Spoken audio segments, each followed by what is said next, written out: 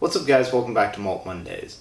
Now, I'm continuing my series looking at the Johnnie Walkers from this nice little collection that I have here, and today we're going to be looking at the Platinum label. So, of the standard Johnnie Walker line, this is the one that bears an age statement. It has the 18-year-old age statement. Now, the green label also carries an age statement of 15 years, and I believe is a blended malt whiskey. So all the rest are blends, which means they have both grain whiskey and malted barley used in the distillation.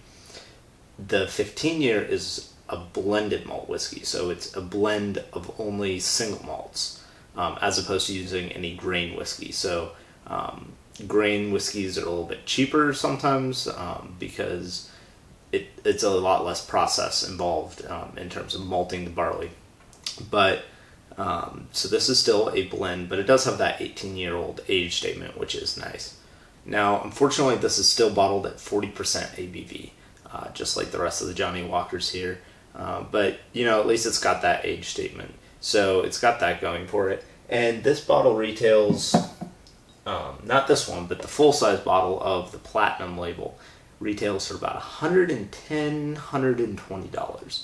So this replaces the gold label, 18-year-old, that existed until 2014, 2015, at which point that was phased out, replaced with the platinum label, and the gold reserve was introduced as a non-age statement, like $80 whiskey. Now, I reviewed that one last week, so you can check out my review and see my thoughts on that one.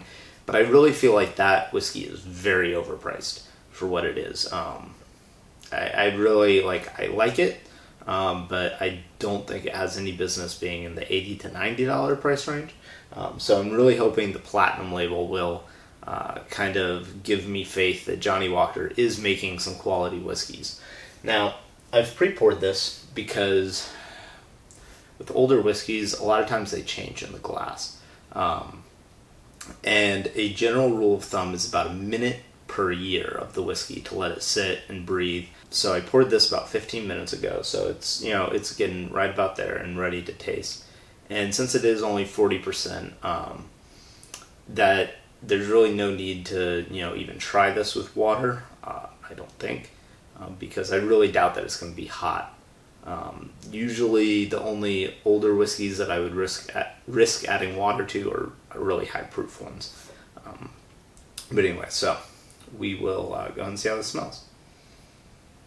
Wow, so just like I said with the Johnnie Walker Black label, which reminds me, that one is a 12-year-old age statement as well. So there's that one, the green label, and this have age statements. I totally forgot about that. But what I really have so far found about all the Johnnie Walkers is the nose on them is surprisingly good. Now, on this, I get a really, really nice apple, red fruit, almost like a strawberry, kind of like really bright red fruit from the sherry. It's not like a raisin sherry at all. I definitely get a little bit of peat, and as this has sat in the glass, it's definitely gotten peatier and more herbal. So I'm getting some of those herbs. No sea saltiness, nothing like that. And I get a little bit of maltiness. And a little bit of like that hay kind of aroma. So let's see how it tastes.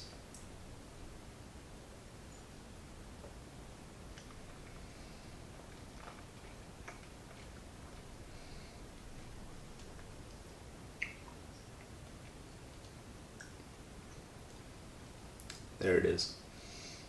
I've been waiting for one of these Johnnie Walkers to have enough flavor to taste like a good scotch, despite the low proof, and that's it. It's got a very milk chocolate flavor to it. A lot of herbs from the peat. A long, kind of dry, oaky finish on it.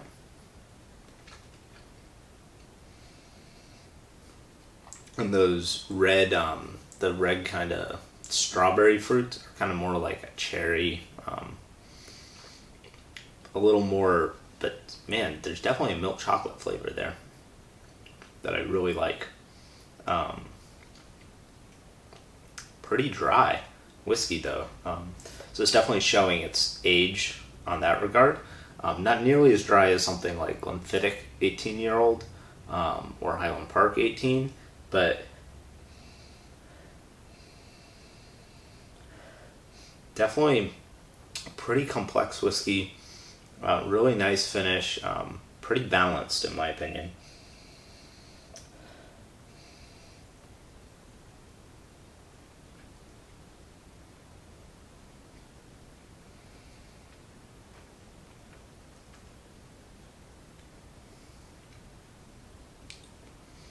Yeah, I mean, honestly, the only thing that I could nitpick on this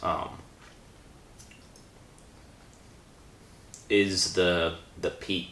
Um, I don't know what it I don't know what it is about this and the gold label. I feel like both of them kind of suffer from this, like the herbal nature of the peat just kind of sticks out relative to the rest of the flavor profile. Now, that is probably because it's a blend, so they're using both, peated Islay whiskeys as well as space ciders.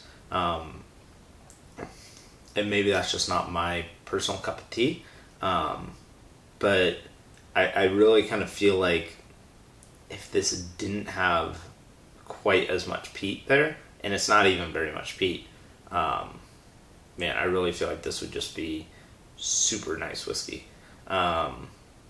There's something about certain distilleries that they just can't pull off the peat and the fruit flavors mixing well together. I think Bowmore suffers from that on certain bottlings. I think it just doesn't work. Whereas Highland Park usually nails it. Just the balance and the more aromatic peat that they have. But man, I like this one a lot. Despite that one little nitpick of I think the peat doesn't quite feel right in the flavor.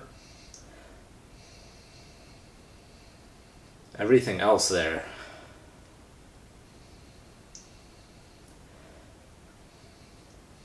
And there's even some nuttiness, like, not nuttiness, some spiciness on the nose. Like a nutmeg.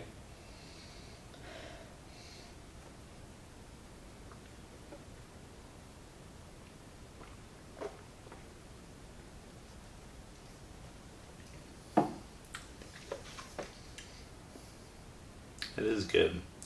I really like this one.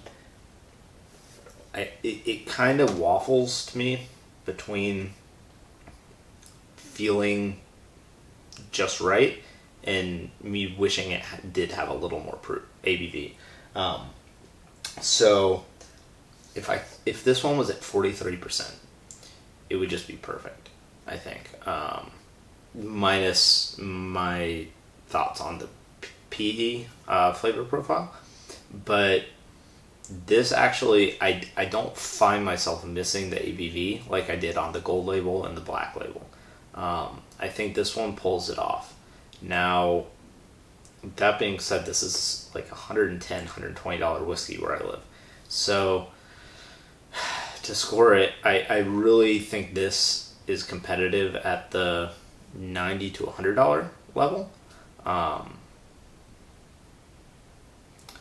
I would give this one a B.